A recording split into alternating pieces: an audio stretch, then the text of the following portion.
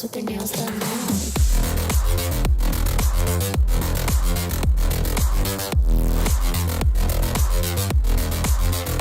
Girls with their nails done. I like the girls with their nails done.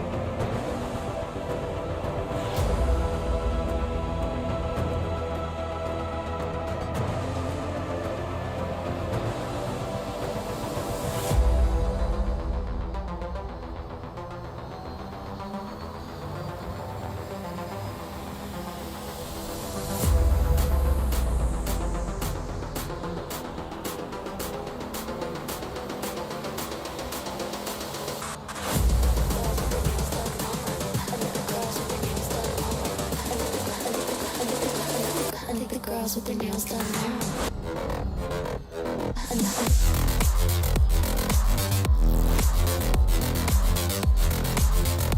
Girls with their nails done.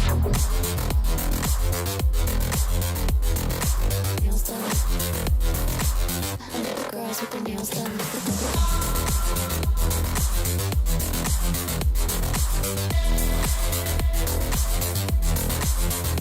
Girls with their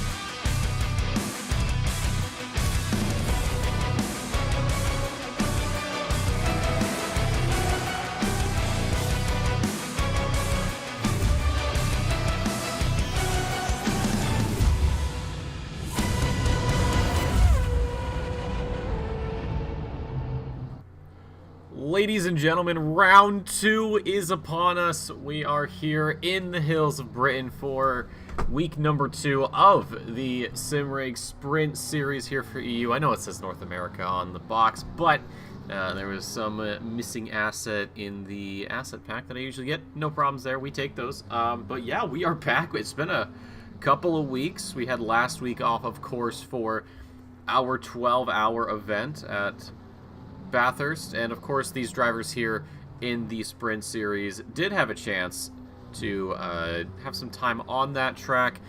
Just a non-competitive round, nothing crazy, but we are back. Hello, everybody. My name is Nick Amo, and I want to welcome you to tonight's broadcast, or this morning's broadcast, or this afternoon's or evenings, wherever you may be in the world. Thank you for popping in so much. But yes, we're here.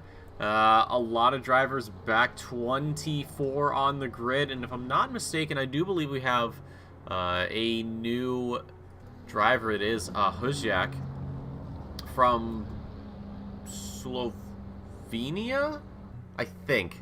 I can't remember which one is which. I see them and I always mix up the flags. I know the shields are different colors, so if someone wants to give me the 411 on that, I would appreciate it. But yes, we are back here at Brands Hatch, a circuit that personally I am a huge fan of. I've always had a fun time driving around this circuit. We've seen many great battles here as well. You know, Formula 1 used to race here. There was we have the super bikes, or I think it was MotoGP.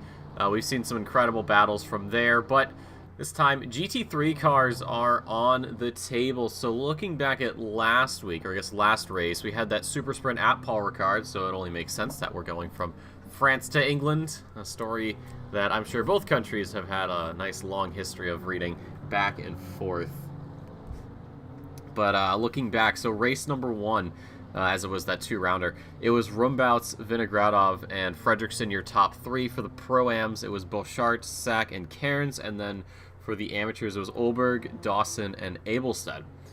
So a lot of those drivers, first 3, of course, picking up that first win of the season for them. And then for race number 2, it was Rumbouts picking up another win, followed by Cairns and Boschart. So 2 Pro-Am drivers getting up into that podium position. Of course, Cairns Boschart will take 1-2 in the Pro-Am category, and Partez as well did pick up a little bit of a consolidation 3rd place, and then the amateurs, Abelstead, Huneveld, and Olberg. So pretty familiar names in the top 3 for those categories, of course.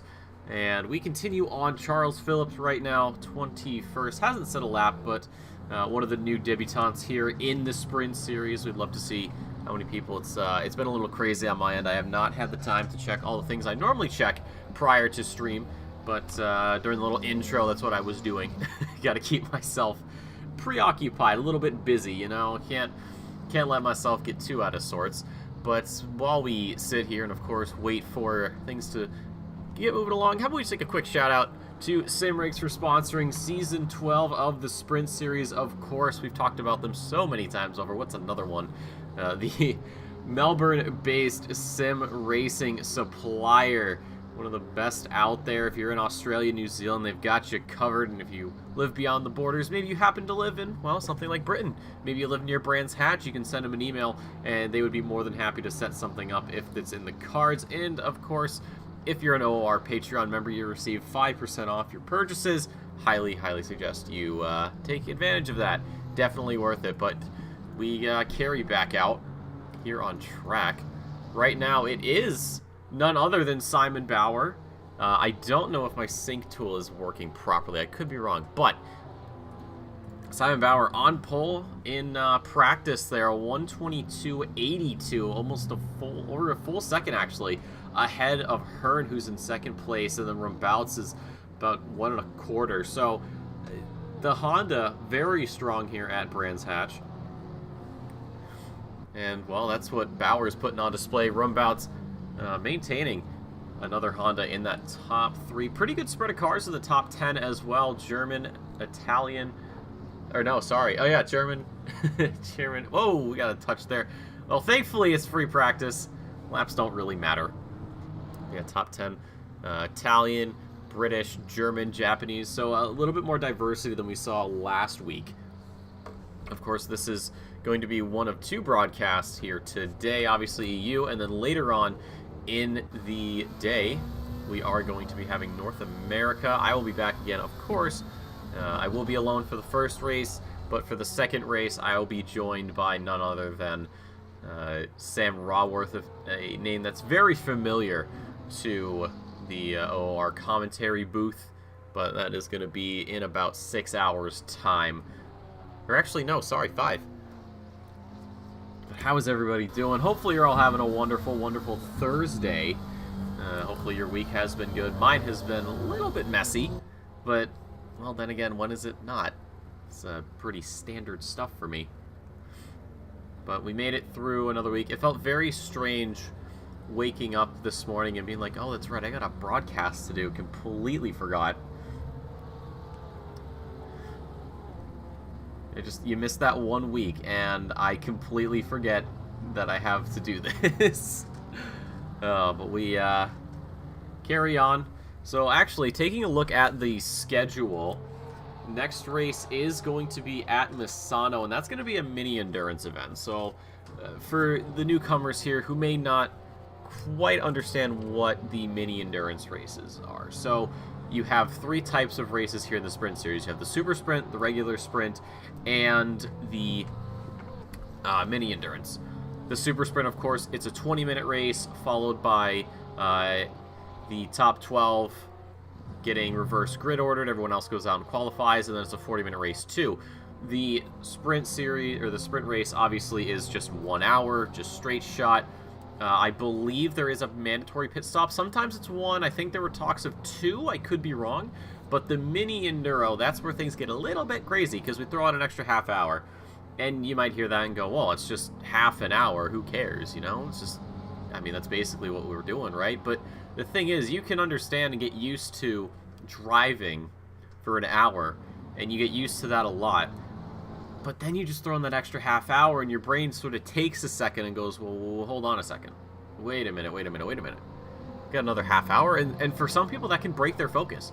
But a lot of the drivers, of course, focus isn't broken. If anything, they are more than capable of just getting back right on track and getting the show on the road. We got a little practice battle going on. This is nice to see. A lot of respect from the drivers here.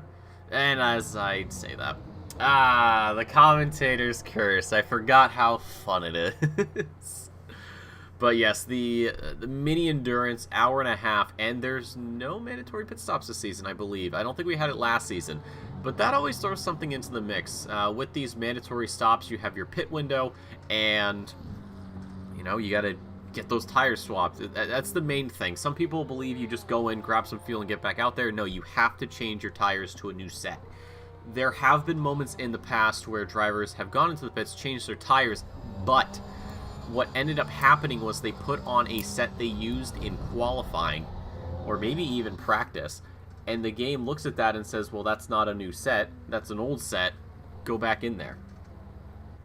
But it is definitely something that drivers don't really get tripped up on all that much. Look at Huzjack here. Top 10, just starting out to in the pro category. Definitely has earned that one. We've got 4 pro-ams up in that top 10. Partez, Korsman, Walker, Bouchard, Cairns just outside of it, 700ths. Good morning, afternoon, evening, Zinni, Ryan, our boy from Canada land. I don't even gotta say his name, you already know who he is. And Moritz, of course. Wiz, good to see you. You wouldn't be the same without me. Well, I'm glad I have that effect. 2 stops today. Ooh, definitely. So, I was right. Because I remember in seasons past, we've had 1 stops on these sprint races, but 2 stops definitely mixes things up, especially at a circuit like Brands Hatch. I think this is one of the smaller circuits comparatively. So that, once we get pit stops going, once these cars start diving into the pit lane, things are going to get a little hectic. You're going to get a lot of mixing up and a lot of, well, probably dicey moments, especially at this circuit. Very narrow. Even something like turn 1, which seems to be an ocean wide, is really more like a river. And especially with the compression and how the car behaves going down that hill through the left-hander, it is kind of terrifying And 1 carrots. Ooh. That ain't it, Chief. Alright, well, we get to the end of free practice. As things carry on, Simone Ippolito, 9th in the Aston Martin. It is a 124.482 for him. He isn't really ahead. He's about even right now. Oh, I guess it doesn't matter. We're going straight into qualifying, so we're going to see who is first out. And it looks like we got to find who it is exactly. I saw Rumbouts, but Rumbouts is not the first one out. So there's a Porsche up ahead. So Jake Rose is the first driver out, which is very uncharacteristic because usually Rumbouts is already on track and about halfway through at this point. But we'll see what can happen. Again, as I said earlier, this is a track that I thoroughly enjoy. What is your guys' opinion? I see Zinni over here. Every meter of your heart, but that's just the taste. Well, that's just taste. Understandable. I love this track. I think it's very fun to drive around. Very close battles. The claustrophobic corridors really heighten the sense of speed and just how dangerous it can get out there. But Nerves of Steel is what's going to get you the win today. Brownie, how's everything going? We just hopped into qualifying, joining us from class. I don't know why you're not having your professor or teacher use or throw this up on the projector for everyone to watch. I think would be much better use of your class time. But Jake Rose here going to start us off on the first lap. Of course, this is a home race for him and a lot of other drivers, a lot of British drivers joining us. So let's ride on board here. The 251 Porsche cross that start finish line. You're looking at just about that one board. Slightly heavy on the braking. You can really get the power down early here into turn 1. Just the way the corner is set up, it really shoves that car to the side.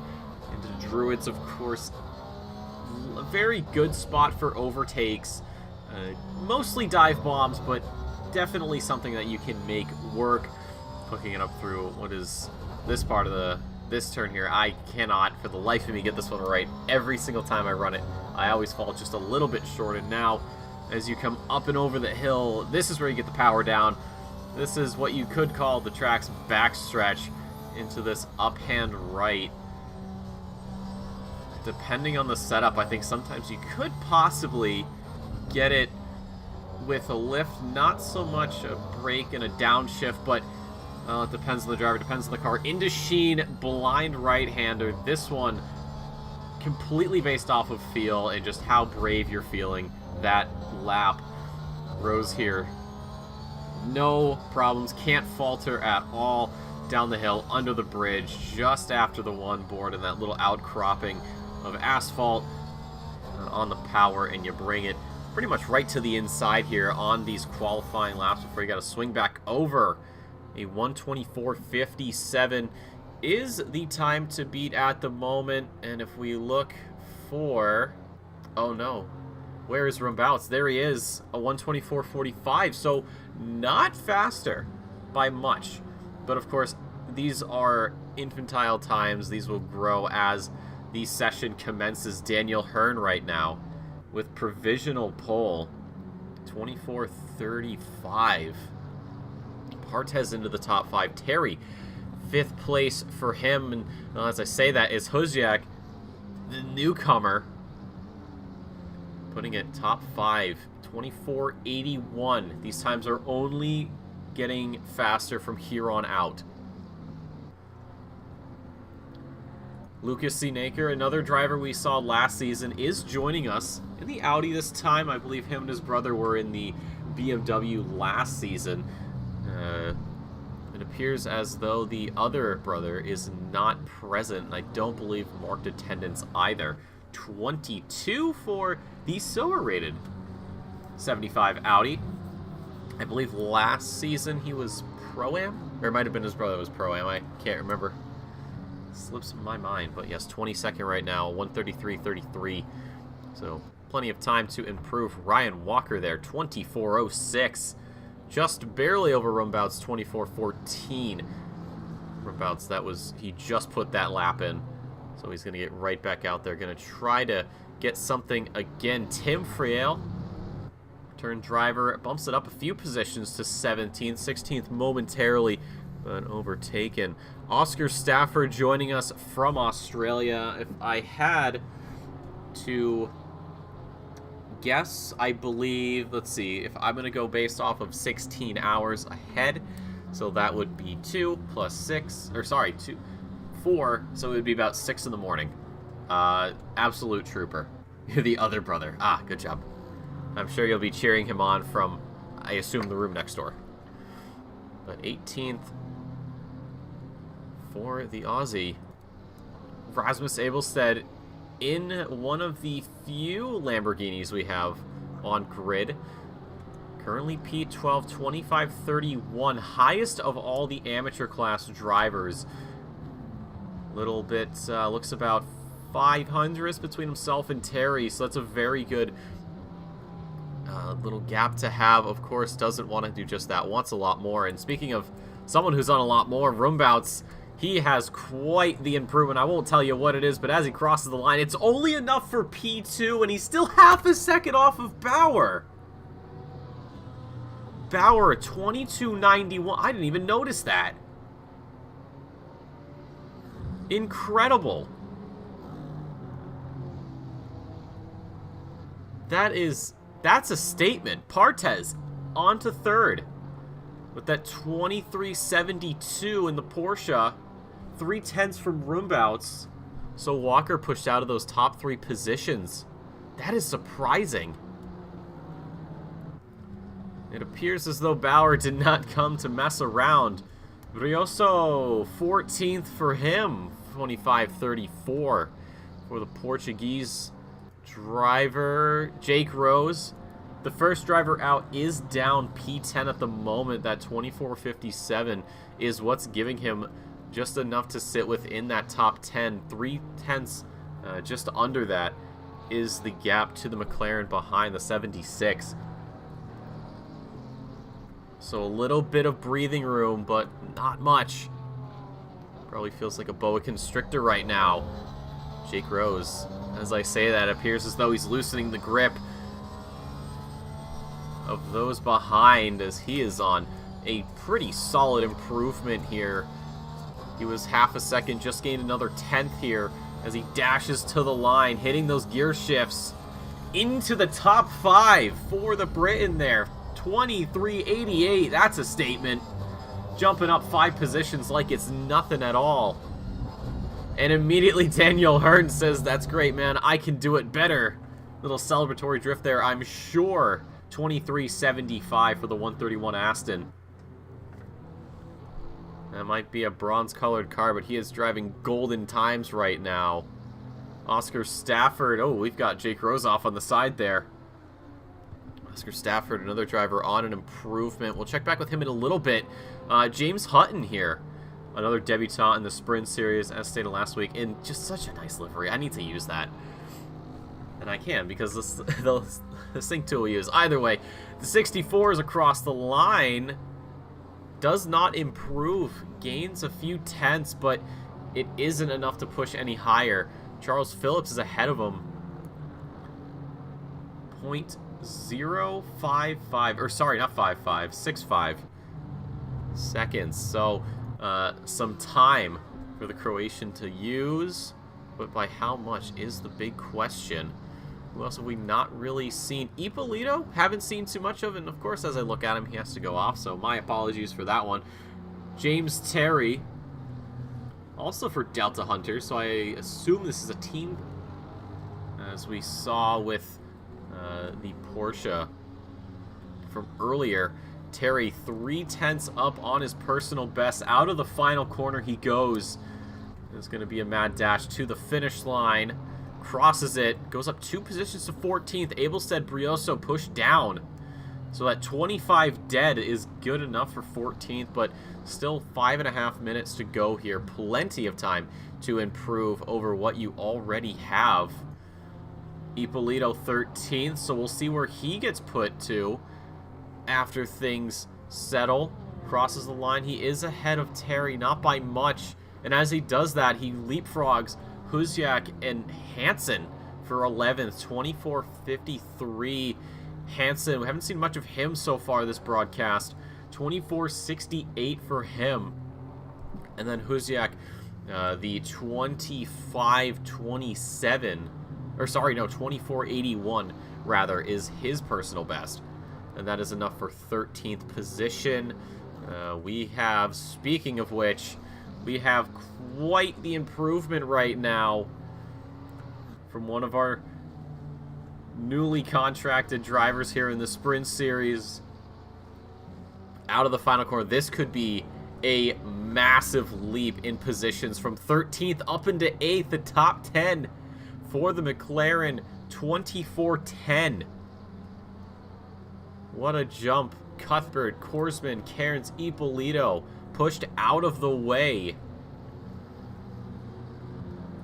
Ryan Walker for Satellite. Right now he's orbiting around a 23:53 for his personal best, but 4/10 is going to be like 4 light years in speed depending on how well he can hook up this final corner. It will be enough to overtake Rumbouts, but Simon Bauer is still what could be considered galaxies ahead. Cross the line, there it is, second place, 23:16. Just over half a second to the German in front.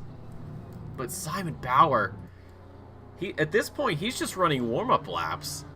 He knows he's got pole position by a comfortable margin. He knows the pace of his opposition.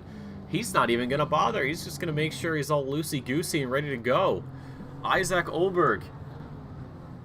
One day I will pronounce that O correctly. But today is not that day, unfortunately, ladies and gentlemen. 22nd for the Swede. 25:61 is where he is sitting at the moment.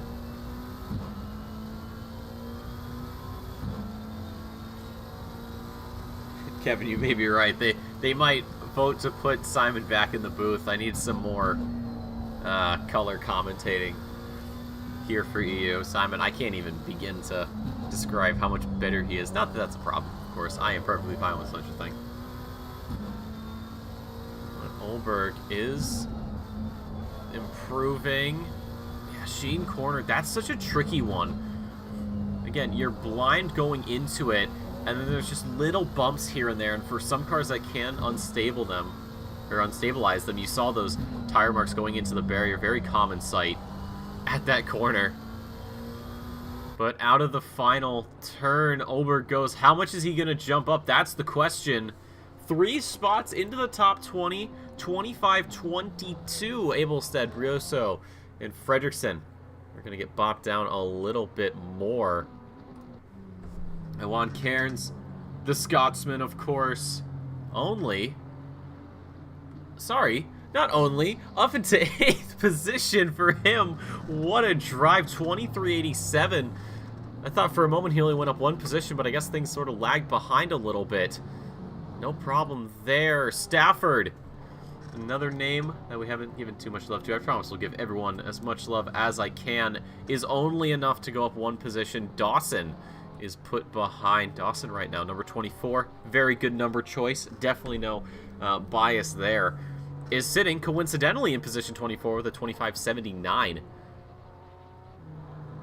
One driver I just want to give a quick shout out to, Honeveld. What a name. Anyways, back to the way things are going out here. Let me tell you, I love the Dutch, but the language is a little confusing, and I'm also taking French. I have problems. Anywho, James Hutton for Delta Hunter. So yeah, it appears as though Delta has a couple cars fielded here. Not the same manufacturer, but that doesn't matter. It's all about who's the better of the two. And right now, Hutton is, well, drawing the short end of the stick, it appears. All the way down 28th, last on the grid. Although it looks like he has really hooked this lap up. He needs to just stay in front of Rumbouts. He knows there's a quicker Honda behind, but there's really no reason for the overtake to happen. And no, there it is. Rumbout's actually pulling off to the side. Hosiak is just going to breeze on through. So, Hutton, 1.4 right now is the improvement. Where does he go up? Up into 24th. It's Dawson that moves down one position. 25.57. That's a monster improvement there for the Porsche. And it couldn't have come at a better time. Qualifying just about to be over and done with. So let's see who's out there on an improvement. Alberg as well. A lot of drivers in the pits. So we come to the end of qualifying. We're going to leave the suite alone just for now. Partez on another lap. It looks like Rumbouts is also doing one more. And then we have Cairn still out. Olberg, Brioso, Stafford, Hutton, Dawson. So a lot of those drivers that we maybe or may not have given enough love to are back out. Olberg is 5, almost 6 seconds, so he must have had it off somewhere. Not what you want. Cairn's 4.3 seconds behind, so that's going to be the end of his qualifying. He should be fine, and well, if I look at the sheet, he should be fine up there in P7. And yeah, pulls into the pits. He's done. Partez as well, getting towards the end. Whoa, big slide there.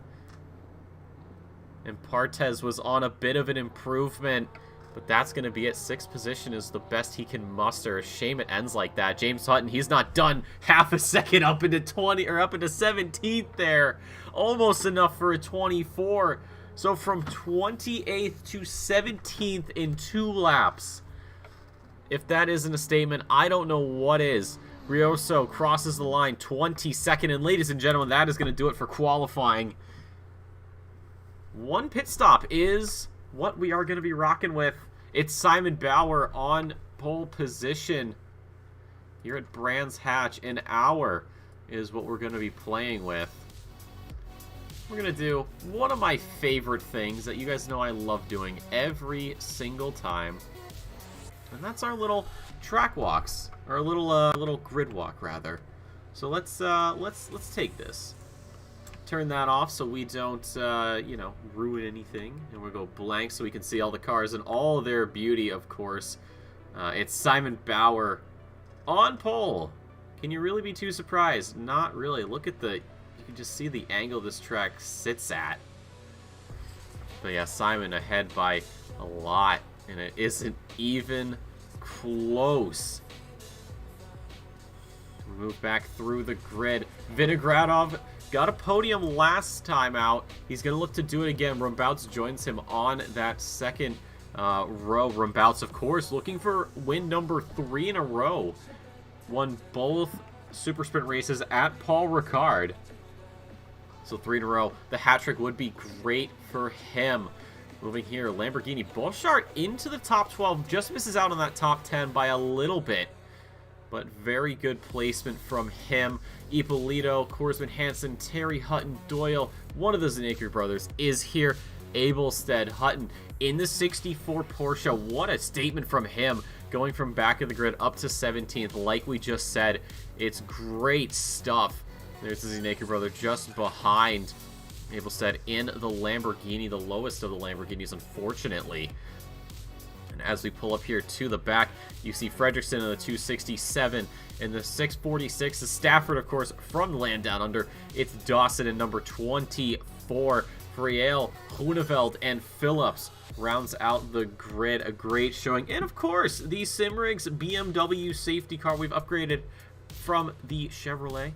Is it really an upgrade, though, if it's a BMW? I don't know. If my brother was here, I'm sure he'd have some very personal opinions about BMWs. But a very nice-looking livery, of course. And who's in the car? Well, we don't really know. But we're getting ready. 30 seconds has been called. And you're going to see these cars getting down off the jacks.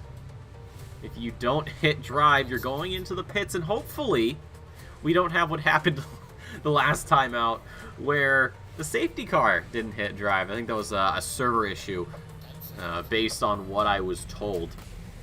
But it seems like things are going to be getting just underway here. And the safety car, you can hear the cars revving the engines, and they're starting to pull away. They're not even going to wait for the safety car. Normal race procedure says let that little bugger go through, and they are doing that.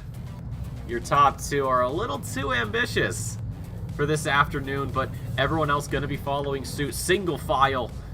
Going to be listening to that race director to make sure they are in the right spot at the right time. Ladies and gentlemen, an hour of Brands Hatch, not too far away. As we get this parade lap going, things are going to be going down here. And I am going to bring all of you along for the ride. Hopefully you're having a wonderful day, enjoying yourself. Some nice food, some nice drink. Hopefully you're staying nice and warm. Or cool, depending on where you are in the world. Always glad to have everybody stopping in, regardless of where they're from. Here to give you a nice little break from, well, real life. We all need to take a break every now and again, don't we? And that is exactly what we are here to do. But right now we take this nice, slow, calm safety lap to get ourselves sorted out. Vinogradov, a driver that we've been very impressed with here, joined I think about a third of the way into last season and just immediately started wrecking face, and has proven himself to be one of, if not the most dangerous drivers here on the grid. Not in terms of dirty driving, but just how good he is on track. He was in the McLaren last season. This time he's gone to Porsche, so trying to diversify his palette a little bit, it seems. Beauchart there down in 13th, the highest of the Lamborghini drivers, so he's going to be looking to grab some positions here, especially at the start. And then as we head to the back, Abelstead, another Lamborghini driver, Fredrickson in P24, Stafford 25. And the rest will follow suit. But ladies and gentlemen, we are getting ready here for an hour at Brands Hatch. The safety car is pulling away, albeit very slowly, but getting ready. These cars lined up 2 by 2. An hour around Brands Hatch, 1 mandatory pit stop. Simon Bauer on pole by what can only be considered an ocean at this point, as Walker joins him on that front row. Vinogradov, Rumbouts, Fredrickson, your top 10 drivers following suit from there. There's a huge gap. The race directors aren't going to be too pleased with that. But ladies and gentlemen, it's green, green, green here at Brands Hatch. Rumbouts and Walker getting an excellent start. Vinogradov as well gets a solid jump. And Rumbouts almost made a move work around the outside, but just had to back out. Down to turn 1 we go. We have 2 wide, even 3 wide into the background as we head up into Druids. Bauer with a better start. Walker, Vinogradov keeping it clean. Rumbouts has to go door to door right now with Partez, or not Partez, excuse me, with Fredrickson, who's picked up some positions. Rumbouts getting out of there as there's a crash. It looks like Fredrickson's off. I don't know if there was contact there or what may have happened. We ride on board Daniel Hearn right now behind the 76 of Husiak, the new driver, the new addition, and it looks like whoever was on the outside of him has gotten out of the way. Partez on the right in the Porsche. He's just going to lose out. There's not enough top end under the car to carry it the same way the McLaren does, and he just has to back out. Same with Hearn. Up around the hill, we've got a sliding in the background. I believe that was Korsman, who may have gotten a bump. And tumbling down the order, Simon Bauer right now still very much in the lead. Rumbouts has to just back out of this fight with Walker. Walker running it wide there out of the penultimate corner, so Rumbouts will say thank you very much, and it moves on ahead. Lucas Zenaker right now popping it into the top 10. P9 for him. Or sorry, P10. He was P9. Beauchart got around him, but behind is, of course, Korsman. So it looks like it was a different McLaren, not the one I thought it was. My apologies, of course. But through the first lap, it's been pretty clean, all things considered. But ladies and gentlemen, this race just getting started. And there's a slide there. Excellent save from Korsman to keep it together down the inside just ahead. Daniel Hearn with the move on the Porsche of Partez. So he's got some room to run. Walker as well has lost quite a lot at the start. Has dropped way down the grid right now. Sitting in what I believe to be P7. Yeah, it is P7. Up and over the hill once more. We're gonna pop back a little bit on the grid. Oh, we've got a crash in the back here. The 64 spun around. That's the 64 of Hutton. What a start. He had such an amazing qualifying up into P17, but he is gone back of the grid. It's not what you want. Olberg as well, losing out from 16th to 25th. The heartbreaks happen everywhere. Right now, Ryan Walker, as best as he tries, can't get away. And as I say that, Rose gets a little bit squirrely out of the exit. Beauchart right now is going to take absolute advantage of that. Sends it around the outside, and it's just more time lost for Rose. He can't seem to catch a break right now. He's going to be hounded by Korsman and Zenaker down into turn number 1, breathing down his neck. The McLaren looking down the inside. Doesn't see the opportunity. The door isn't quite there. A slide is going to give him some breathing room. And there's Abelstead as well, looking for a bit of something to play with. Zenaker, a little bit of a switchback. Tries to catch Korsman on the exit, but it isn't going to work. Rose, for a moment, looked to be door-to-door with Beauchart there for 8th position, but did not have the run he was looking for. So this little pack forming right now, from 8th all the way down to what is 7th, or sorry, not 7th, to 12th. As Hansen just staying in the picture. Oscar Stafford right now, you can see Doyle's car definitely not looking too pleased. It's all scratched up and bumped and bruised, bashed and banged. Tim Frial was door-to-door, but not feeling too confident here through the right-hander. Decides that it's better to just back out, stay put, and wait. 55 minutes to go. You don't need to make a move if you don't need to. Ewan Cairns behind Phillips. The Pro-Am driver does get a slightly better exit. He's going to go to the inside here, door-to-door, down into the final corner. Does he have the move done on Phillips? Yes, he does. The Croatian backing out, lives to fight another day. Huziak up into 4th position. Hernan Partez are waiting for a mistake, and that might be a mistake that opens up the door right now. Huziak plants it on the inside line. Daniel Hearn does not have the drive out of the corner, runs it onto the grass, somehow keeps it together. Incredible stuff. That Aston was bouncing all over the place. Partez scoops it up. Absolutely no debating that. Huziak running it out wide, but he's got quite the gap to play with. So no time lost there. Lucas Zenaker right now coming under fire from Martin Hansen. As we go into Sheen, they both hook it up quite nicely. Hansen, though, gets the worst of the two. And yeah, he's just fighting that car so much. And Aston Martin, typically one of the better cars for new arrivals, is not really doing all that much. Look at this pack we've got formed up right now. Just up ahead, we have Friel. There's Dawson in the mix. Olberg as well. And I believe the other, where is Stafford? Stafford's fallen off. I don't know where Stafford went, but this is the battle. Oh, Dawson, whoa, that was strange. I don't know quite what happened there, as he is just dropping down. P24, I thought maybe he had to go into the pits. I'm not too certain, but car 24 in position 24, so it all sort of works out in the end. Jake Rose, P9, stuck between a rock and a hard place, and unfortunately, they both look pretty wedge-shaped. It's just up ahead is Ryan Walker. There's a pretty healthy 0.6 gap right now to those behind. Rose looking for an opening.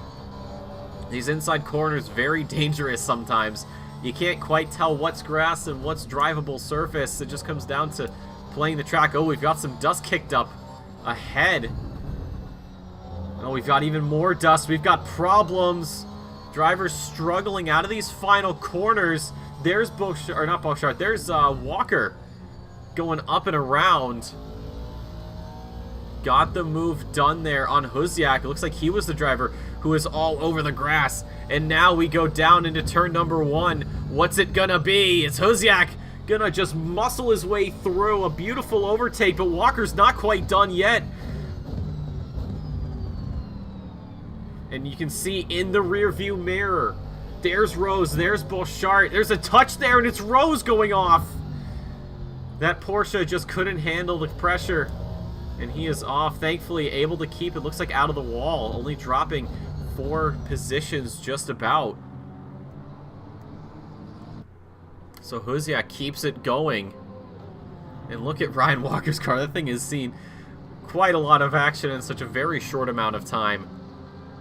Sam Dawson down, P24, Brioso, slowly but surely. Looks like reeling him in last lap for Dawson. A 28.25, 26.93 for this man right here.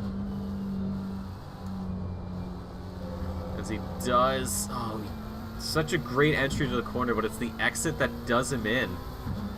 And all that time gained is now gone. So he's got to do it all over again, slowly but surely. And it seems to be like the top 10 really is the place to be right now. Bouchard with Korsman in tow. And that's sort of the last car you want to give a slipstream to, the McLaren. It's already quite powerful, but giving it just a little bit of extra speed, not quite what you want. It's a better exit there from Korsman. He's looking down the inside. He is just barely side by side. Does he have the move done as they come out of the corner? No. Maintains the inside line. Korsman slings it around the outside. Does somehow get a better exit. And Korsman usurps P8 from the Lamborghini. Partez picking up a 15-second penalty. We're going to see what this is for. We do have the penalty bot, of course, in the Discord. And that's what I use when I see penalties come up. So a collision on lap 1 for the pole. Now, the thing is, getting a penalty now, of course, is bad, but getting a penalty later is going to be worse if you're going to get a penalty, any penalty at all. Whoa, Rose really struggling to keep that Porsche in line. As Hansen slips around the outside. Uh-oh. Zenaker's off the road. Keeps the Audi pointed in the right direction. But you can see how much time he's just lost. Rose does gain a slipstream, a little bit of an over-under, it seems. Try to get the drive out of the corner. There is contact, but Zenaker keeps it straight and true. Had to counter it a little bit. Down into turn 1. Rose slips on by. Now Fredrickson's going to be eyeing up a piece of the Audi. And the other Aston Martin, and a third Aston Martin. There's 3 of them right now in the hunt. There's Terry, who had Hansen going a bit wide there at turn 2, but there wasn't enough power to really push him past. Oscar Stafford right now in a lot of trouble as Olberg fires it way down the inside, cuts back across, tries to cover off the apex. There's a touch and somehow stays ahead, so Stafford moves down 1 position. Still within the top 20 though, but the BMW compared to the McLaren, well, that is no comparison at all. McLaren far better overall, but on certain tracks that might not be the case. So Doyle's picked up a 10-second penalty. Not quite sure what that's for. It might have been speeding in the pit lane. But with these penalties I wanted to talk about earlier, it's better to get a penalty now because what's going to happen is that's going to get added on to your pit stop. So in general, tires and fuel, 30 seconds. They happen at the exact same time. So there's no, debating, do I take fuel now or do I not take fuel? Do I do tires? Do I do this? So while the pit stop is going on, when the crew finishes what they're doing after that 30 seconds is up, whatever your penalty time is gets added on. And of course, getting that after is a little bit more difficult because now you have to sort of calculate what your position's going to be. And, well, sometimes you don't even think about it. You just go in, do your thing, come back out, and wait till the checkered flag and just start doing some mathematics. I am not a math person by any mean, but what I can see right now is a little bit of addition that wasn't going to work. Cuthbert getting the worst of it, and Rose into the top 10. My cars personally, McLaren, Aston Martin, Honda, starting to learn the Porsche again. But yeah, you saw Jake Rose. It's just some of these corners, you can run it a bit wide and you're fine, but other times you have to really keep it nice and neat and tidy.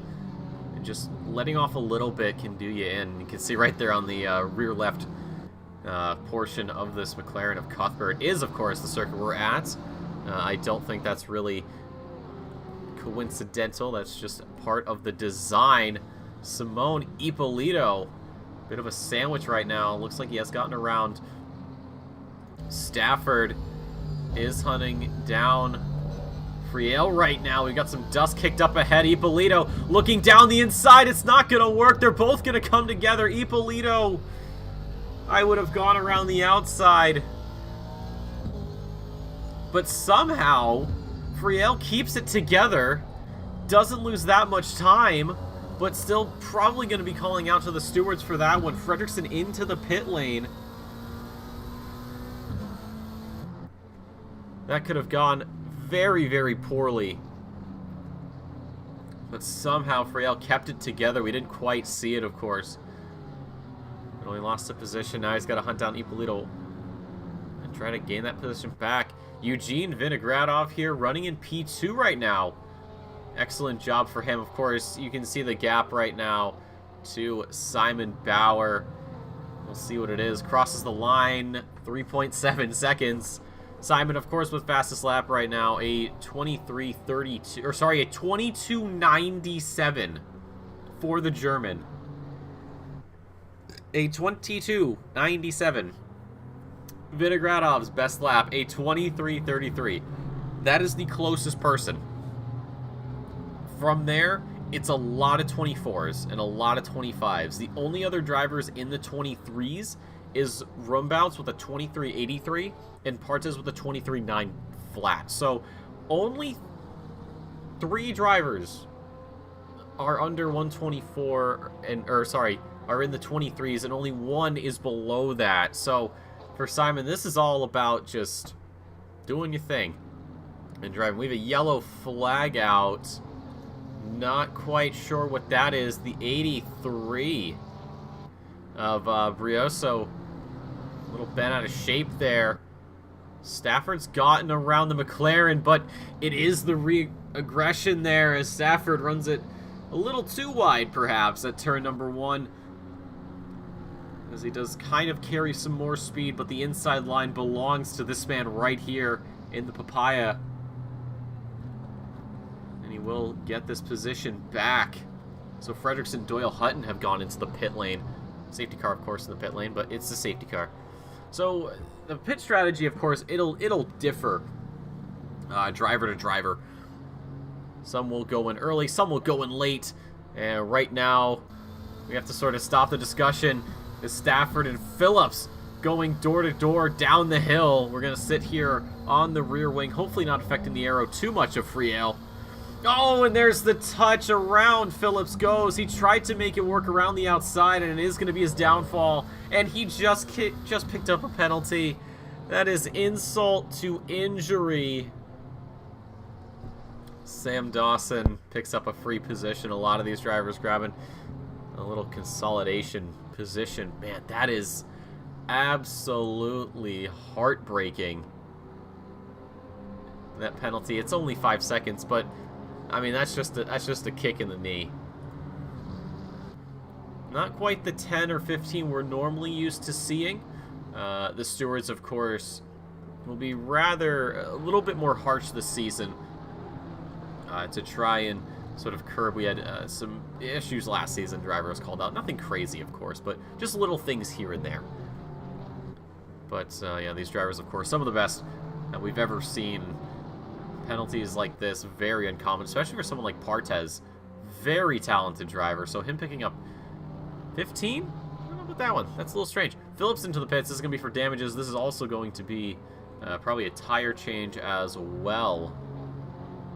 And that 5 seconds, unless it got removed. But we'll see. Rumbouts running in P5 at the moment. Has gotten around a back marker. And is back on the charge for Partes. You can see, of course, the orange bar in the number 1 next to the driver numbers. That means they still have One mandatory pit stop to take care of. And then once they do that, as you saw earlier, if we actually go down the grid a bit, Matthew Doyle, Fredrickson, Phillips, Hutton, you see that green bar, that means they're cleared of all pit stops. They don't have to worry about it, and they can just get back out racing. Abelstead into the pit lane for hopefully the first and only mandatory stop of this race. Huneveld seems to have lost his Aston Martin a little bit as Brioso pushes through. So could this be into the pit lane for the Portuguese driver? We'll have to see. There's a decent amount of damage on the front end of both of these cars, actually. A lot of bumping going on.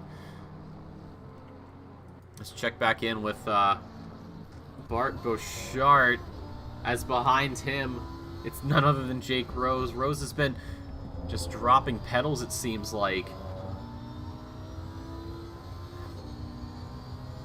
He is down P10 and really just losing out on this top-end battle. Of course, the Lamborghini, it's Italian. It's going to be quick in a straight line. The Porsche, it's definitely a quick car, but in some instances, it's just not quick enough. We saw it last week at Paul Ricard. Sometimes even within the slipstream, you're not gaining as much as other cars. But she will treat you very nicely if you can master her, and it's not easy to do by any means whatsoever. Why is it only one pit stop? That is just what the governing body, the OOR, has decided. I don't know the process at which we decided that, but we did. And right now, what is going to be decided right here is P4, as Rumbout seems to have gotten a little bit of a better run right now. We can see, yeah, you can just barely see that Porsche disappearing behind him. So Rumbouts gets around, but he's not quite done yet. Now he's got to build this gap up through Sheen. There's the touch from Partez. Does Rumbouts keep this together? Oh my god, that was incredible. That was a beautiful save there from the Honda driver. The touch, of course, not on purpose, completely accidental. But Rumbouts, this man, I mean, what is there to say about him that we didn't say all of last season? Flashing the headlights, he knows. He knows that was a good save. We know we got that on camera. But incredibly skilled last season and doing it again here, as Partez gets pushed down even further now, loses another position to Huzjak. Hopefully doesn't cop another penalty for that. Terry's into the pit lane for his first stop. Hopefully his only stop. We'll see where he comes out. 211 Aston Martin is out there. Oscar Stafford appears to have gotten around some back markers, or maybe is playing back marker right now. So we have, oh, it's Simon Bauer. Oscar, get out of the way. It's Simon. You don't want to anger him. Not like he's gonna do anything, but he's just gonna lap you like crazy now. If you upset him, he'll do 18 laps in 2 laps. We don't know how. Scientists cannot explain it, but it does happen. We also 10-second penalty. Partez still sitting with 15, so maybe good. A collision on lap 1 is what's given Portuguese driver his penalty. Oziak. So he's apparently, appears to be not as fast as a back marker. Whoa, we've got a lot of damage there on one of the Aston Martins. I believe that's Huneveld. So he is going to be feeling it. So yeah, with all these pit stops, you start getting these faster drivers getting spit out in odd places. There's Vinogradov in the Porsche right there. Beautiful color, beautiful looking livery. If someone sold me a Porsche and it looked like that, I'd probably pay him double. But yeah, faster drivers like Vinogradov, now they've got to navigate this little crazy section of blue flags, and right now Iwan Cairns almost had a move there. Turn number 1 backed out.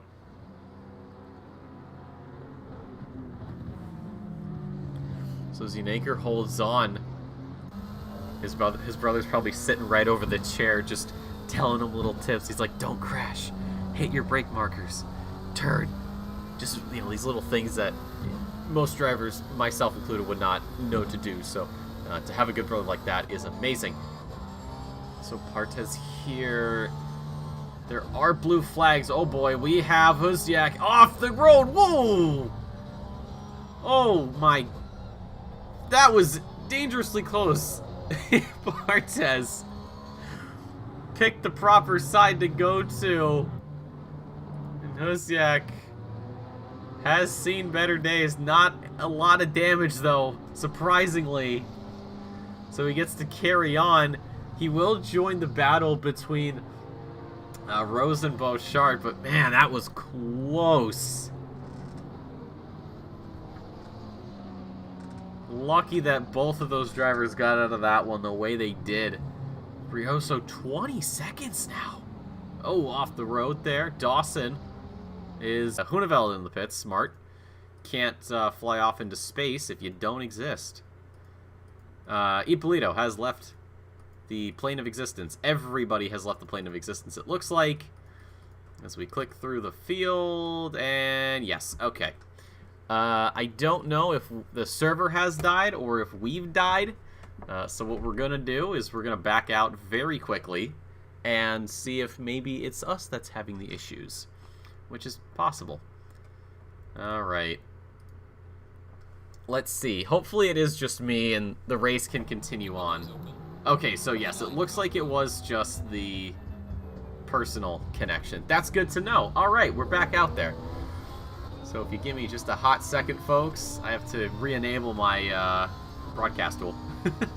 Okay, we are back. Good, good, good. And as they say, the show must go on. And going on, it does. Just make sure everything's all honky-dory, which it is. Alright, we're back. In action. Nothing broke. What are you talking about? It's just how we roll here at the OOR. Take things in stride. Rumbouts, Rose, Cairns, Olberg into the pit lane for their first mandatory stop. Let's join Ryan Walker here up in P5 with Korsman breathing down his neck. Just up ahead there is Partez. I wouldn't be all too surprised if Partez decides that now is the time to pit. As we get just about another 30 minutes on that pit window. Ooh, a little bit sloppy there from Walker, and he's just going to get off to the side. Korsman will just duck right on through there. Picks up a free 5th place, and a little cherry on top as well for him. Hosiak into the pits. Man, what a race this has been for this man. Definitely one where the pit lane is very wavy. But man, that is rough. Lucas Seanaker into the pit lane. Brother, of course, probably telling him now's the time to pit. Fredrickson, Ippolito. The battle for, well, right now is P number 9, but once they get their pit stops, it's going to get shuffled around a little bit more. So your top 10 yet to pit at the moment. And we will be seeing a lot of these pit lanes, or pit stops coming in soon enough. But Fredrickson, very good job right now trying to keep Ippolito at bay. Last lap for the Porsche driver, 26.01. Ippolito, 25.43. That's a gap. And if that pace keeps up, well, I'm not going to say the position is going to be traded, but it most definitely is going to be traded at some point. But things have really calmed down at the moment, although... Oh, no, Friel is just getting around back markers. So, yeah, things have calmed down. So, that's the thing with these regular sprint races, if you're new to the series, of course. Sometimes you get a lot of action, and once those pit stops start coming through, things just calm down. So, oh, Friel getting blinked out of the way. Despite the fact that Doyle is, I believe, behind him. Yes, he is. I think Doyle's a lap down. So he's probably trying to let the car behind through.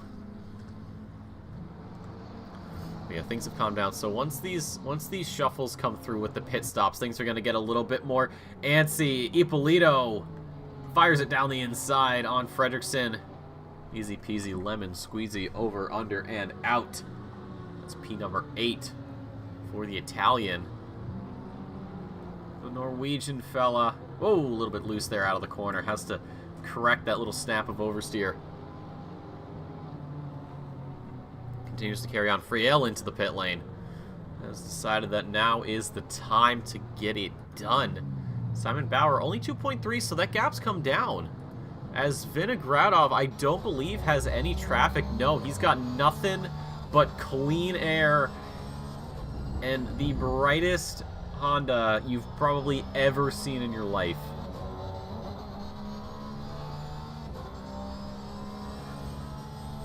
But it's still a lot of work to do to catch up.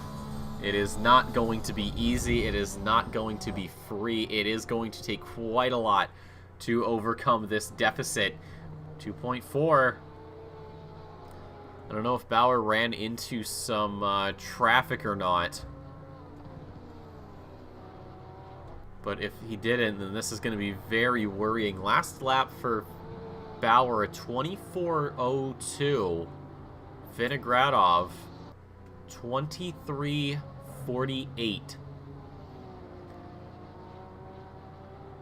Simon has probably been checking that rear view a little too much recently. Another 10th chunked off. As Bauer, 23.5, Vinogradov, 23.4. So this is slowly but surely coming down, but it's going to take a long time, and throw pit stops into the mix, and it's going to get a little bit more chaotic. I'm sure Bauer is probably going to be in control when it comes to the pit stop. Probably banking on Vinogradov mirroring him, Brioso, into the pit lane. So not only is it going to be 30 seconds at least for tires and fuel, but it's going to be another 20 seconds for penalties, as we see Partez and Korsman parking up for their first pit stop. Partez 15 seconds, so Korsman will probably pick up a few positions for free without really having to worry about it. You see a nice, huge chunk of drivers that have gone in for their mandatory stop. Dawson, of course, has to serve it as well, and Brioso in the pit lane at the moment. So those couple drivers will have to get in, and then I believe it'll just be the top 7. Yep, so the top 7 will have to get their pit stops done. 2.6 is the gap, so it's gone back up. Vinogradov 0.3 back on that last lap, so those couple of tenths he was knocking out before have just been refunded. Bauer breathing a little easier now. So Partez still very much in the pit. Korsman back out on circuit. Phillips is on track, coming out into traffic. This is going to get a little bit scary. Or sorry, this is the Zineka rather. Whoa, and we've got the... Who is that going off? That can't be... It's one of the McLarens, one of the front runners, it looks like. It couldn't have been Cairns, was it? It could not have been Cairns. Don't tell me it was. Oh, goodness, it was. So Cairns only loses one position to Partez. But, of course, this is not what he wants. Needs to get back in the fight. Cuthbert into the pit lane. Dawson's still in the pits. Or just went to the pits, rather, excuse me. Ippolito, now's the time to get some fresh rubber on that Aston Martin and get back out there. Maybe a splash of fuel as well to carry him to the end. But most of these drivers are very good at calculating how much fuel they need, especially with a fuel calculation bot that we do have in the server. So Hutton's 15-second penalty was for a collision on lap 1. So a lot of lap 1 penalties. Vinogradov in the pit, so maybe banking on an undercut that Bauer isn't prepared for. Bauer is going to be racing back to get to the pit lane if he wants to go in now. Daniel Hearn into the pits. So this should do it for everybody. Dawson finally out. Such a long pit stop. Unfortunate for him. And he's going to come out into traffic. He's got to find a spot to slot in. Thankfully, he's not a driver from my state because, well, good luck. You would not be able to get through anything. Hearn into the pits. So all that leaves is Fredrickson and Bauer to serve those mandatory pit stops. Let's see where Bauer's at. So he's coming up on some back markers. I believe that's Friel going off there wide. Probably saw the blue flag very early. Very smart decision from him. So Vinogradov's back out on track. So let's see. Does the German go in? Does he decide that he wants to pit, stick it to the inside? Yep, this is it. This is the pit stop. He's got to nail everything. Make sure he's slow. It looks like he's been practicing his pit stops. As Fredrickson as well goes in. So we look back here. Vinogradov has a lot of time that he has to cover before he can get back to that front straight. Did he pit too early? Quit this race. Unfortunate to hear. The afternoon, Simon Bauer. So he sits in the pit lane at the moment. Vinogradov coming up to Sheen right now, but I don't know if there's enough time. I think Simon may have his number. He sits. Still, this must be an agonizing amount of time. Gets dropped down and finally gets moving. Vinogradov is just coming up to the front straight at the moment. Can we see him in the background as the shot pans? No. Simon Bauer is closing in on that pit exit line. There's Vinogradov in the background, charging on up. And it's almost a perfect pit stop for Vinogradov. Almost perfectly calculated. But Bauer just a little too much speed and wasn't able to get around him. There's the touch there on the back of the Honda. Vinogradov, the hurry up. A little too much, but that was almost perfect. There was so much speed. I think for a moment, if the back marker hadn't been there, we could have seen a change for the lead. But now things are going to get interesting. 25 minutes to go here in Simon Bauer. It's looking like the race start all over again. And he's got a lot of work to do. He's got fresher rubber, but the problem is he's on colder tires. So Vinogradov could have some better grip out of some of these corners. Stafford, Doyle, 5 seconds and 10 seconds respectively. Vinogradov peaked on the inside. It wasn't gonna work. Beautiful shot. Absolutely love it. And onto the front straight now. Again, the Porsche, when it comes to the top end compared to a Honda, it's not gonna work out too well. In the slipstream, though, Vinogradov could pick up some extra pace here. But the question is how much, and it's really not that much. Even sitting in the slipstream later on the brakes, he locks it, slides the Porsche, keeps it planted, runs it a little bit onto the gravel. I think he got a little too ambitious. Kicking himself. He knows he could have had it just a little better. Could have been within that same quarter second, but that gap opening all the way up. It's almost a second as Bauer looks like he missed his break point a little bit. He's able to keep it neat and tidy.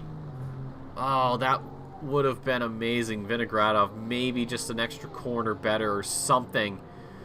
If he had done that, it would have been possibly first place, but it would have been for how long? Because Bauer is a driver that we see a lot of in terms of front runners. Rumbouts, it's not looking like it's going to be a three-peat for him as he's sitting down in 6th position at the moment. So Simon on his way to a win, but still has 23 minutes to go.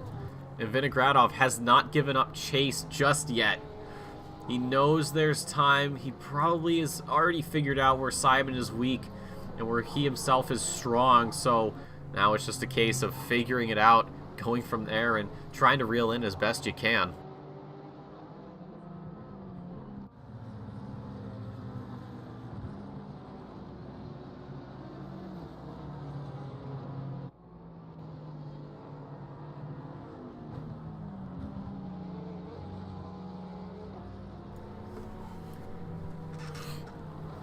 But it has, man, this is going to be, I wouldn't be surprised if this comes down to the final lap. That gap is staying within about 3/4 of a second. So enough for a slipstream, but again, really not that much.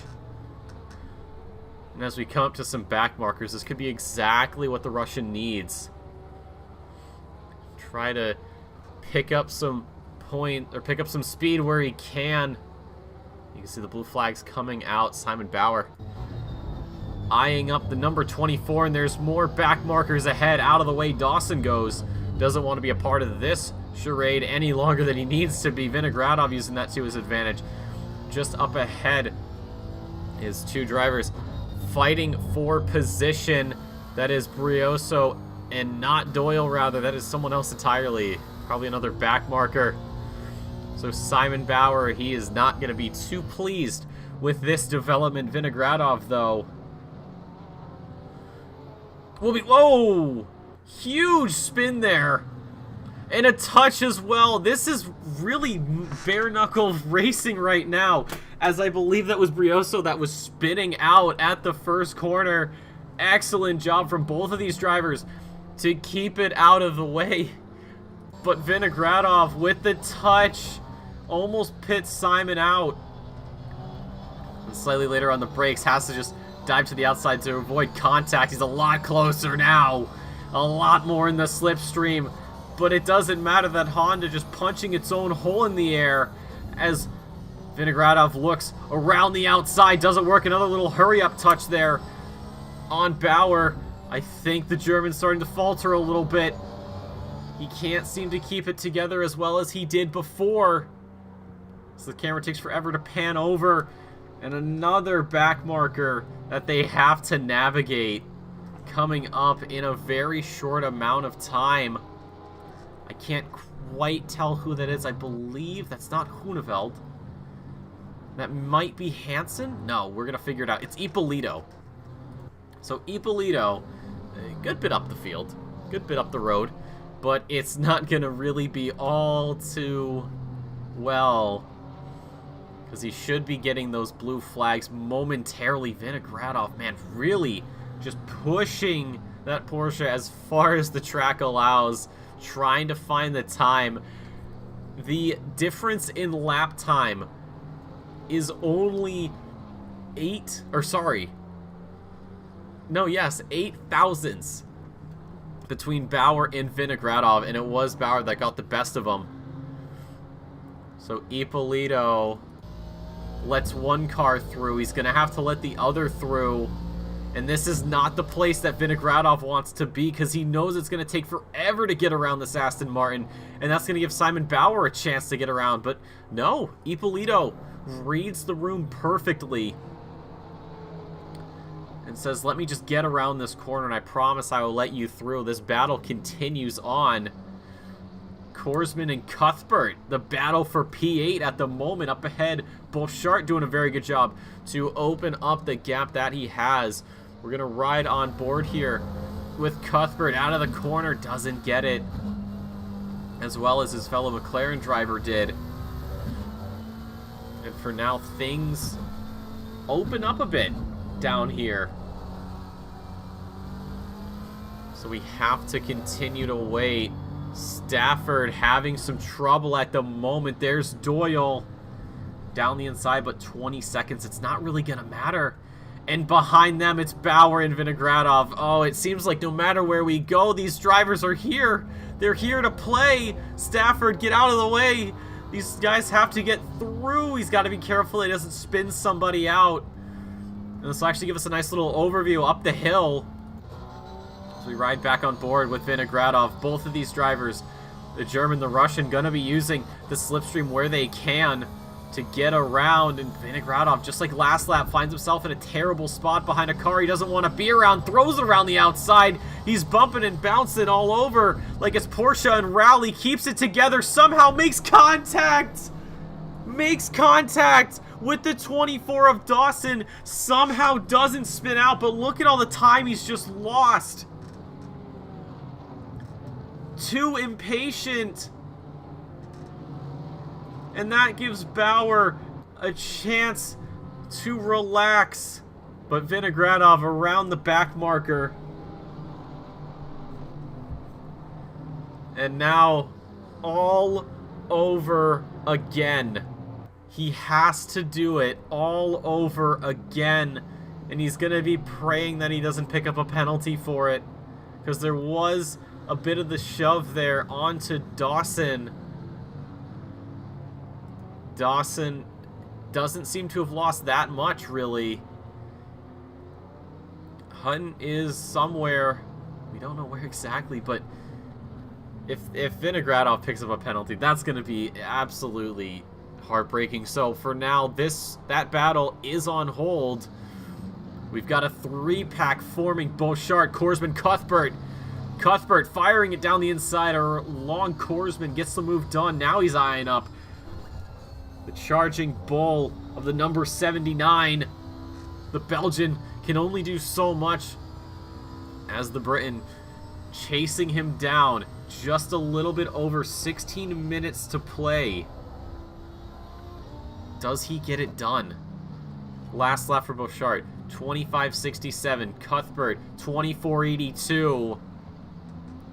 I don't think there was any back markers that the Lambo had to navigate.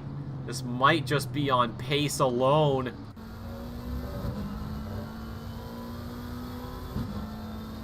And ahead is Ryan Walker. Walker's last lap, that 25.05. So quite a ways ahead of Beauchart, but Cuthbert has him beat by about 2/10, just give or take, as he's navigating back markers right now. James Hutton there is what he's got to get around. There's Huziak, and you saw Rumbouts for just a moment. But those guys not really close enough to be too much concern. Beauchart slowly losing time right now through Sheen. How quickly are those back markers getting reeled in? And, well, if the flags are anything to go off of, it's going to be right now off to the side. Pols Hutton doesn't want to get involved in this. It's not his battle. It's not his time to fight. He's just got to focus on getting this race over and done with. 15 to go. For some of these drivers, I'm sure it feels like 15 years between now and the checkered flag. Beauchart doesn't get the best corner. That invites Cuthbert down the inside. Has to just stand on the brakes. The gap opened and then almost immediately closed. Terrifyingly close there. Beauchart holds on to P number 7. Let's jump up a little bit with Husman and Walker and Rumbouts, but Rumbouts, it looks like, done a little bit better than both of these drivers. 24.24 for Rumbouts, 24.36 Huziak, 24.51 for Walker. So the gaps stay and the laps stay as well. We will be seeing this open up by the end.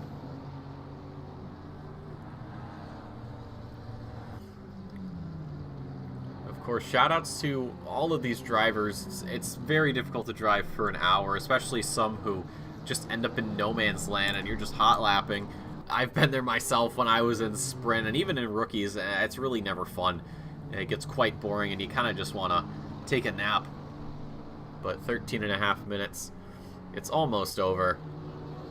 And there is Vinogradov. Man, time that he has lost. There's Rumbouts, or not Rumbouts, sorry, Bauer. But there is going to be 2 cars this man right here has to get through. I mean, those blue flags are out, so they should be letting him through very quickly. Yep, there's Zenaker. Just letting him through, not even going to attempt anything questionable. Hansen with Dawson to get around. Easy stuff there. Keeps his position. Dawson there, down 26th position. 4 laps down. It's been a rough afternoon for him. Same with Huneveld. Huneveld has just been playing the blue flag game, where it seems like a very sizable chunk of this race. Not the best evening for him. So he'll be probably getting ready for Misano a little earlier than some.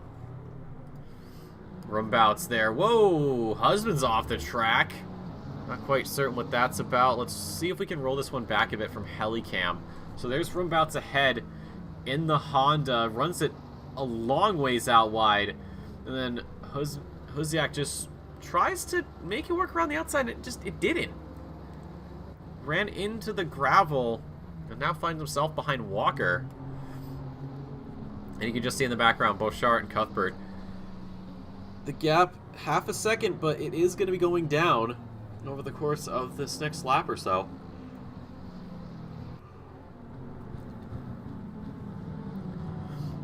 So this is probably the spot we're going to be sitting in for a good while, as everyone else has sort of been done and dusted with their battles. Although Korsman and Partez, the battle for P9, both these drivers, of course, in the top 10, but it's going to be about bragging rights. Korsman's last lap. Oh, looks like he's having a little trouble there. 29:33. That's, wow, Partez 24:43. So Korsman maybe getting caught up by blue flags, having to let some through, having to sit behind him. That's obviously not indicative of his race pace. Best lap for Korsman, though, a 24:11. Partez is a 23:9 for his personal best. So 2/10 on that gap. That is, I would say, pretty close to what they're averaging.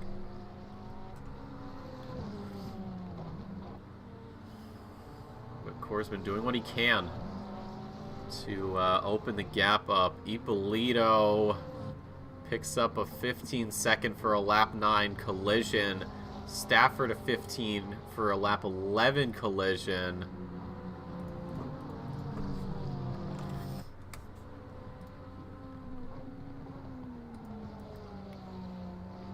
So yeah, even this is the thing we talked about. If you're gonna get a penalty, get it before you do your pit stop, because now Ippolito's got to make sure his gap to Hansen's at least 15 seconds. Doyle and Stafford 20 seconds apiece.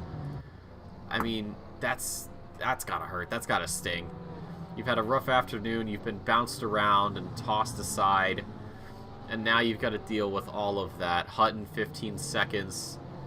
Certainly a race that will sort of just get put in the back rooms of the history book. Carry on. Uh-oh, I think Beauchart might be in a lot of trouble right now, as Cuthbert picks up some pace here. Not quite certain where it came from. There's Hosiak up ahead. So this has transformed from a two-man fight to possibly a three. The battle for P6. Moment, some drivers running along the inside, trying to find as much time as they can.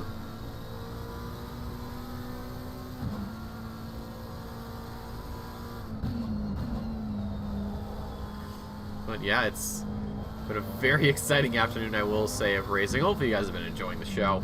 You know, we always enjoy putting it on for you guys. Of course, a lot of these drivers coming in from the Rookie Series. Just like every single driver ever in Sprint, doesn't matter who you are. If you want to get into Sprint or in the Endurance Series, of course, you got to go through the Rookie Ringer, as I call it. It's not really too, you know, hard on you, but it's a nice way to make sure you're a solid driver. But you'll notice some of these guys towards the end of the season will be improved massively. Dawson and Hutton, new drivers, I want to keep an eye on them throughout the season. Brioso as well, Stafford, Doyle, Abelstead. So if you just keep an eye on them, you'll see just how much they can improve. Perhaps within a season or two. Could be like Beauchart and Cuthbert right now, having to slowly battle it out lap after lap, but keeping it clean. That's the important part. As long as they're keeping it clean, it's all good. I don't know why my stream is lagging, but whatever. It happens. Oh boy, don't die on me. Don't die, please. Okay, they were good. Okay, stream had a bit of a stroke. I apologize for that. Don't know how that happened. It's always something.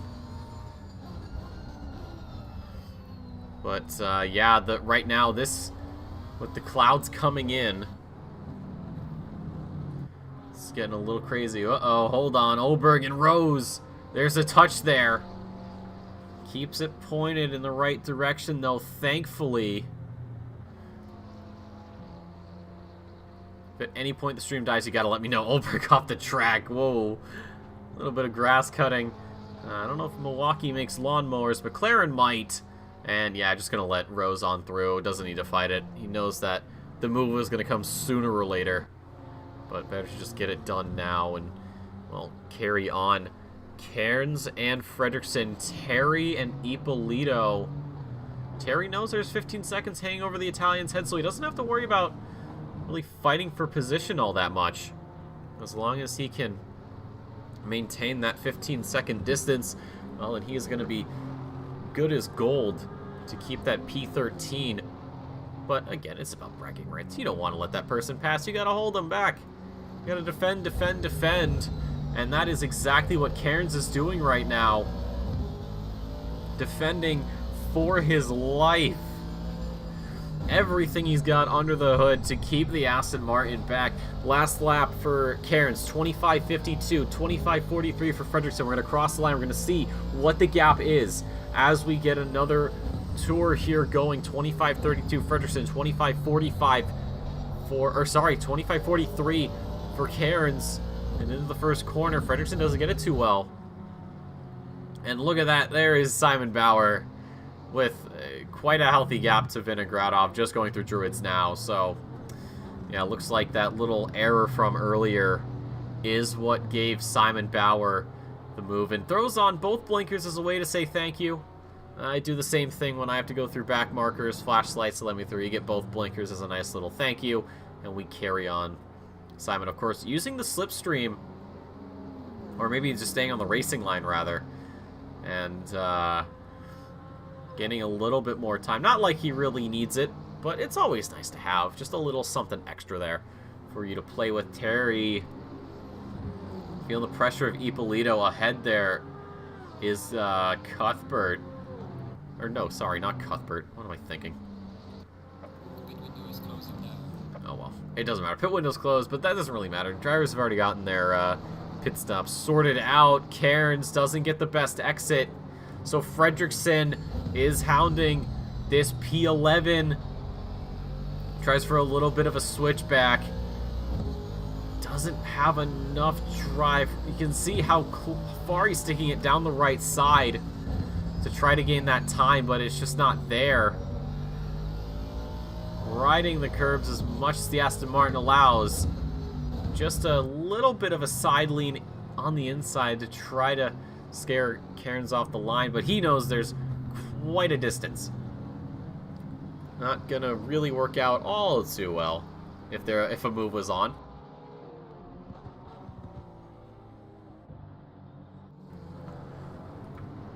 But this battle is, I think, where we're sitting. The battle for P1, it's over. It's done with, unfortunately. But P11 is getting a little bit interesting. P6 as well, as we saw Beauchart there dancing over Sheen. Certainly no Ultra Lord, but definitely someone of importance. So Beauchart has opened up the gap there to Cuthbert. I'm not quite certain what happened. I don't know if Cuthbert maybe got a little bit sideways out of a corner, or maybe got held up by someone or something. Who knows? But for right now, that gap has opened up, and Cuthbert's got to bank on something happening if he wants a chance at P7. Juan Cairns. Look at, they're both sitting on the inside. He knows. He knows. That's where the Aston Martin's gonna sit. On the inside line, the McLaren stays, and he's going to have to hold it through Druids. Possibly using the fact that he can pin it to the apex to his advantage. As, yeah, that forces Fredrickson to go out wide. There's Vinogradov. Cairns knows that the Aston Martin is going to lose some time. He's hoping that the move can get done sooner. There it is. So now what Cairns can do is he can use his blue flag status sort of to his advantage. Because you can see the gap. He doesn't have to really do all too much. We saw Fredrickson there weaving in the background. Not quite certain what that's all about. But yeah, Cairns is... he knows the layout of the circuit. He's going to say, well, I don't have to really let him by right now. It's not safe. So if I had to bet on it, he's probably going to let him through on the front straight. And that'll give him enough time. Actually, he'll just do it right now. Okay. Oh, he's going to be using the slipstream, perhaps. of Vinogradov to open that gap up. See, this is where a lot of the strategy comes in. It changes moment to moment. It's never static. It's never done and dusted just because the race is almost over. And we've got to pop back here. Cuthbert's caught up to Bouchard. It looks like he's had a little bit of a questionable lap there. Huziak ahead. Not by much. Still sitting in a very respectable P6 for a first race. That'd be quite a nice little trophy to take home. And by the next time Simon Bauer comes through that start-finish line, it will be final lap. So for a lot of these drivers, it's going to be now or never to make a move if you have it on. Abelstead with Doyle behind. Abelstead has to just keep that 25. I mean, that's a huge amount of time to sit with, so that won't be too much of a problem. And isn't this a sight we've seen plenty of? Cuthbert all over the tail end of Bouchard. Anywhere from 2/10 to less than that. Out of the corner, look at the drive. That is beautiful amounts of speed there for the Lamborghini. Exactly what he's looking for. Blue flag's getting navigated right now. Cairns back in trouble. Fredrickson hasn't given up the chase regardless of what's happened with Vinogradov in the slipstream. He's going to try a little bit of a switcheroo, but Cairns sees it coming from a mile away. The last lap call coming out. Simon Bauer getting his last lap started. Anyone behind him, it's going to be the last chance to make a move. Another little over-under here from Fredrickson into turn one. He does have the inside line for Druids. He's going to be later on the brakes just by a little bit as Cairns has to back out. And that's the move done. Fredrickson up into P11. And he's got this lap, just about 2/3 of a lap to go to keep this position. It might be a tall order, but for him it might be something trivial. An incredible move. Bouchard as well has some time to work with. Where is Simon Bauer? Let's pull up this track map. Is Bauer behind? Yes, he is. Bouchard has made some time up, but he's got to keep it neat and tidy for one more lap, and that is going to be maybe a little too much. Rumbouts in P4. Walker behind with some front end damage, probably not getting as much top speed as he would like. However, Rumbouts, 25-16 for him, 25-25 for Walker. And despite all that damage, it doesn't really matter. But ladies and gentlemen, in the background, across the line, Simon Bauer goes and wins it here at Brands Hatch. In convincing fashion. Has Vinogradov just crashed at the final corner? He has. Where is Hearn? Hearn is not close enough to take advantage of that. And Vinogradov across the line in second. What was that all about?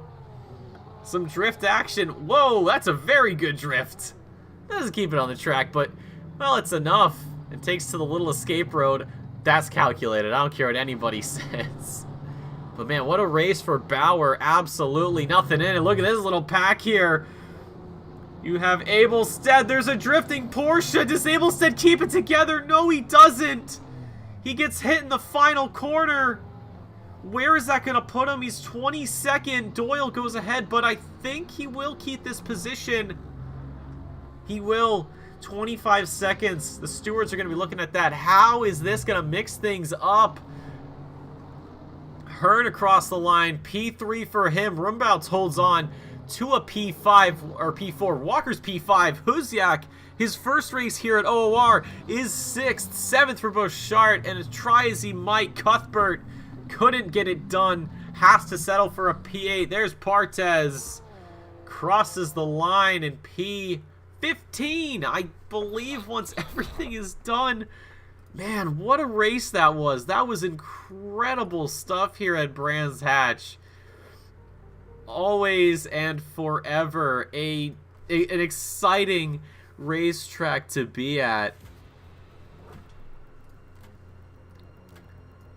And certainly another showing here today. But ladies and gentlemen, we're going to take a look at the final results of a race that I want more of, but I can't because it's over. So on top, it's Simon Bauer, home by 18.4 seconds. It would have been less if Vinogradov didn't have that moment at the end, but man, what a race for him. Hearn rounds out your top 3. For Pro-Am, it's Walker on the top step of the podium, number 97, and if you put a mirror to that, it's the number 79 of Bouchard in 3rd place. Barthez with 10 seconds. Thankfully, a massive gap to Korsman allows him to keep that 3rd step of the podium, even with the 10-second penalty added on. And then we get to the amateur class.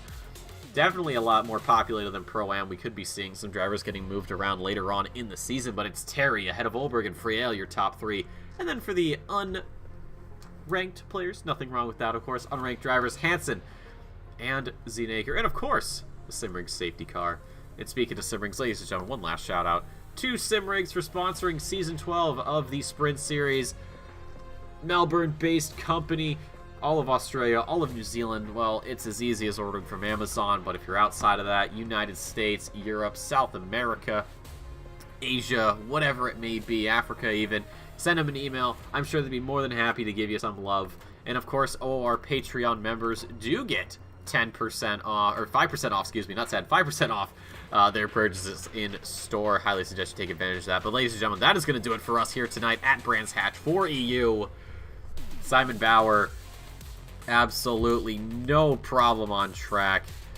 Sent it, never looked back. A couple times he had to take his eyes off the road to look in the mirror, but for him, at the end of the day, brings home the win in style. Ladies and gentlemen, next week we are going to be at Misano, an hour and a half. We're going to see how things play out there. It's always those mini enduros that can add a lot of spice to an already amazing dish. And of course, it's Italy. You know it's going to be tasting good. But that is going to do it for us tonight. I will be back in about 4 hours or so, maybe 3, for the North American Sprint Red and Blue. I will be joined by Sam Raworth for the second half of that broadcast. But ladies and gentlemen, on behalf of myself and everybody here at the OOR, would like to thank you so much for stopping by. Hope you enjoyed your stay. Like I said, next week at Misano for the Mini Enduro. But until next time, as always, stay safe, stay beautiful, keep it on the track.